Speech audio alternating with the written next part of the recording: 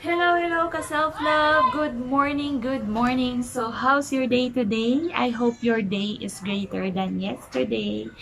So, for this video, guys, ay nag-invite ako ng special guest na mag-share ng kanyang testimonies. Testimonies, how God healed her. Without further ado, let's get started! Yes.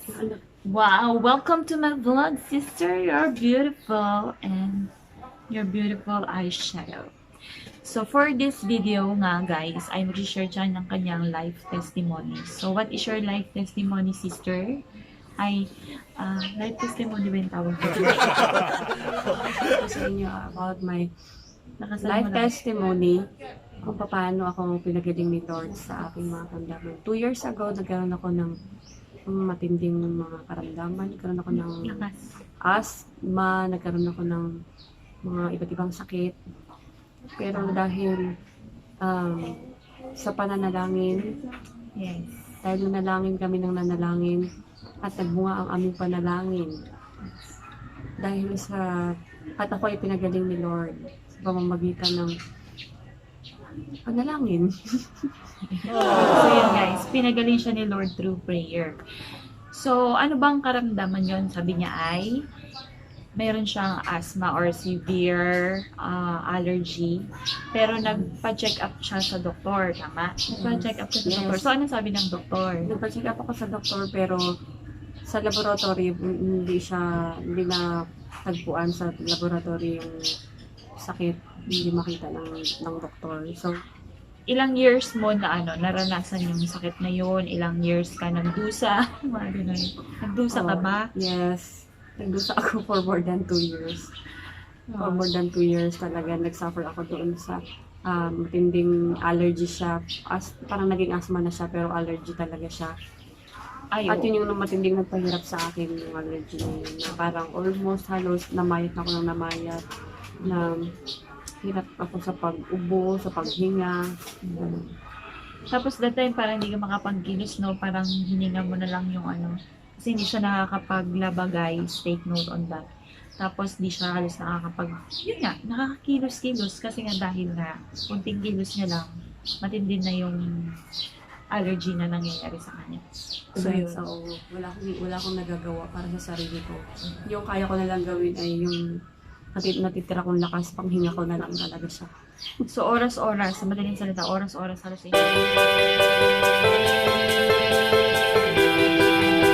dumanas ka ba ng parang anxiety or into that depressions, parang like that. So, anong naranasan mo during that year? Siyempre, maraming magsasabi sa'yo, parang instead of positive, siyempre, comment mo siya, ba't ang pahit mo na? So, ano yung pakiramdam na yun? Oo. Na imbis na ibaling ko doon sa magiging madidepress ako, nagiging sandalan ko yung Word of God. Yes. So, ano yung Word of God na yun? May share ko sa inyo yung Luke 1 verse 37, which is ang sinabi niya doon. With God, nothing is impossible. Ayan. So, naniwala ako doon sa sinabi ng Panginoon na walang imposible sa Diyos. Kaya, manalangin lang tayo, maniwala lang tayo. Magkaroon tayo ng faith kay Lord. Na alam ko, parang imposible na gumaling yung sakit ko kasi parang papayat ako ng papayat eh. Tapos, nag-lockdown, walang hospital, mahirap pumunta sa hospital, mahirap pumunta sa mga clinic. And aside from that, nag-hesitate din ako pumunta sa doktor kasi hindi naman nila alam kung ano yung talagang gamot na inumin ko. At yun, so talagang yun na lang talaga yung pagkakapitan ko, yung panghahawakan ko yung faith ko kay Lord na alam ko hindi niya ako pababayaan at pagagalingin niya ako. So nag-pray talaga ako na Lord, ipadala mo sa akin talaga yung cure na makaka-recover ako dito. And Lord, I know that you will restore me, my body.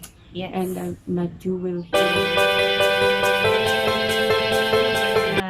Meron siya, yung pinanghawakan niya. So, importante talagang meron tayong life verse na every time na nakakaranas tayo ng, yun nga, pain or, so ano naman, sino naman, may ginamit ba si Lord? So, paano ka na-cure doon sa ano na yun? sa sakit mo na yan. Yes. Alam niyo po, si Lord, miracle worker po siya. No, napaghimala po si Lord. Naghimala po siya sa buhay ko. Parang imposible po, di ba? Pero naghimala po siya sa buhay ko. Katulad niyo din po, pwede din po siyang maghimala sa buhay niyo. And nagawa po ng paraan ng Panginoon. He's a way maker. Gumawa po siya kahit lockdown, kahit may ECQ. At nasa quarantine po tayong lahat. Nagpadala po si Lord ng isang matatawag po natin na ancient medicine siya. Yung herbal medicine po na pinadala niya. At gumawa po siya gumawa siya ng paraan, nagpadala siya ng mga tao na pinadala niya at nakarating dito sa aming bahay yung medicine na yun. Nagtulong mga kamag-anak ko din na sa Manila.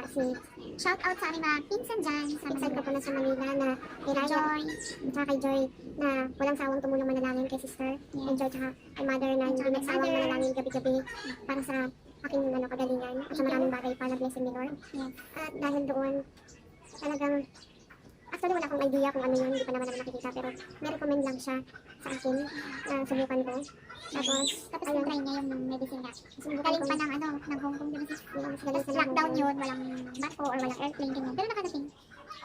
Tapos yung gamot na yun na sinubukan ko ay talagang nakatulong siya. Natanggal yung allergy ko. At nagkaroon talaga yung mga muscle ko na Ilang buwan mo na nga ngayon, sis, na nag-take? 2 months na. 2 months na. Yeah. So, yung dried bones, nagkaroon na siya ng, na-renewed na ang kanyang muscle. Parang ang laki So, ng mga nagkaroon na muscle siya ng ko. mga muscle. So, thank God for that. Angkit na bit at sa Manong Manoy. Thank you so much for your help and for the medicine yun na, yung herbal medicine na yun. Thank you so much. Salamat.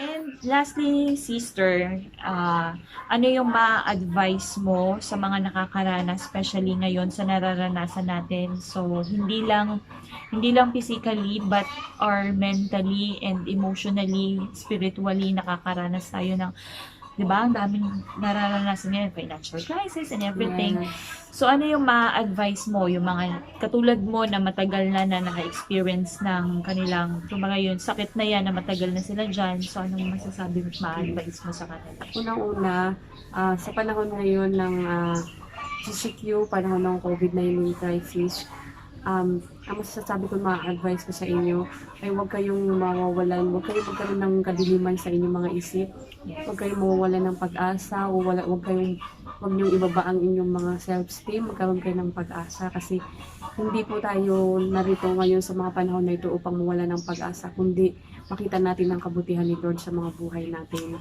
Na yung time na ito ay time natin para magpuri sa Diyos, manalangin, para ibigay niya sa atin yung mga kahilingan natin, yung mga nais natin, mga kagalingan, kung mayroon man tayong mga karamdaman, mga sakit. Ito yung time para mag-worship tayo kay Lord. Kasi yung pag-worship natin kay Lord, Yung time na kaya na tayong kagalingan, maniwala tayo na magkaroon tayo ng faith. Kasi yung time na pwede niya ibigay, yung time na to na ibibigay niya sa atin yung mga kahilingan natin. Kasi ito yung time na pwede tayong manalangin, magpuri sa Panginoon. Yes, and kung ano man yung mga kahilingan natin na ang dinadalangin ng puso mo ay gusto mo nang magkaroon ng financial breakthrough, ibibigay yan sa atin ng Panginoon. Walang imposible kay Lord. ako nga na parang feeling ko imposible na ako makarecover, magkaroon ulit ng ganitong magandang muscle. Yeah. Yes, God restored me. And I believe and I have faith in God. Yes. Kaya, Ito nga, yung time na to this is the time, the best time to do our purpose naman. Kasi, hindi naman, para sa akin, hindi tayo binigyan ng second life. Actually, it's a second life, di ba sis? yes. Kumbaga, ito yung, kung naka-experience ka ng himala sa buhay mo, na binigyan ka ng second life ni Lord, this is the time to testify. Right? This is the time to share. Yes. Yun nga, sabi ni Pastor Ancho, to Share be the bold, goodness diba?